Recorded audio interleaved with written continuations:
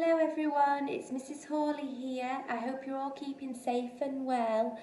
Now this week you have been set tasks all based around the storybook, The Paper Bag Princess. And I have the storybook here to read to you, okay? So, The Paper Bag Princess, and the story is by Robert Munsch, and it was illustrated by Michael Marchenko. Okay, so best listening.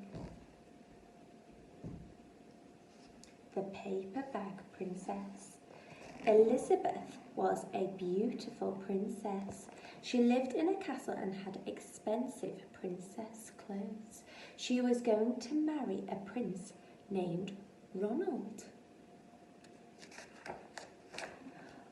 Unfortunately, a dragon smashed her castle, burnt all her clothes with his fiery breath, and carried off Prince Ronald.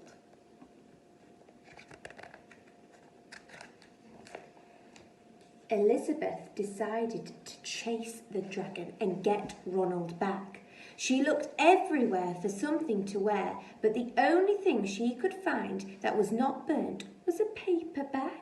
So she put on the paper bag and followed the dragon. He was easy to follow because he left a trail of burnt forests and horses' bones. Finally, Elizabeth came to a cave with a large door that had a huge knocker on it. She took hold of the knocker and banged on the door. The dragon stuck his nose out of the door and said, "Well, a princess. I love to eat princesses, but I have already eaten a whole castle today. I am a very busy dragon. Come back tomorrow."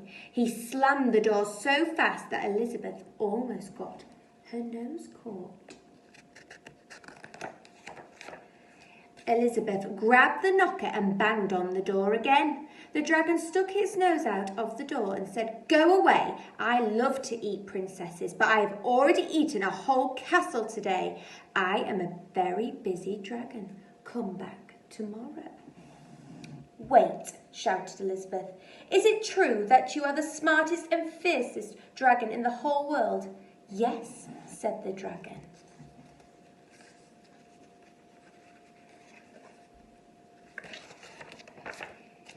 "Is it true," said Elizabeth, "that you can burn up 10 forests with your fiery breath?"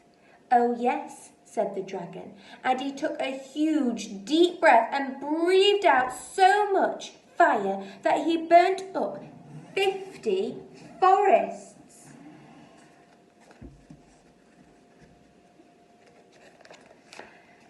"Fantastic," said Elizabeth. And the dragon took another huge breath and breathed out so much fire that he burnt up 100 forests. "Magnificent," said Elizabeth, and the dragon took another huge breath, but this time nothing came out. The dragon didn't even have enough fire left to cook a meatball. Elizabeth said, "Dragon, is it true that you can fly around the world in just 10 seconds? "Why, yes," said the dragon, and jumped up and flew all the way around the world in just 10 seconds. He was very tired when he got back, but Elizabeth shouted, "Fantastic! Do it again." So the dragon jumped up and flew around the whole world in just 20 seconds. When he got back, he was too tired to talk, and he lay down and went straight to sleep. Elizabeth whispered very softly, "Hey, dragon." The dragon didn't move at all.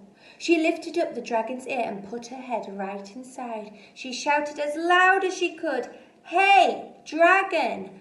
The dragon was so tired he didn't even move. Elizabeth walked right over to the dragon and opened the door to the cave. There was Prince Ronald. He looked at her and said, "Elizabeth, You are a mess. You smell like ashes, your hair is all tangled, and you are wearing a dirty old paper bag. Come back when you are dressed like a real princess. Ronald, said Elizabeth, your clothes are really pretty and your hair is very neat. You look like a real prince, but you are a bum. They didn't get married after all. And that is the end of the story. I hope you enjoyed that, boys and girls, and hope to see you all very soon. Bye.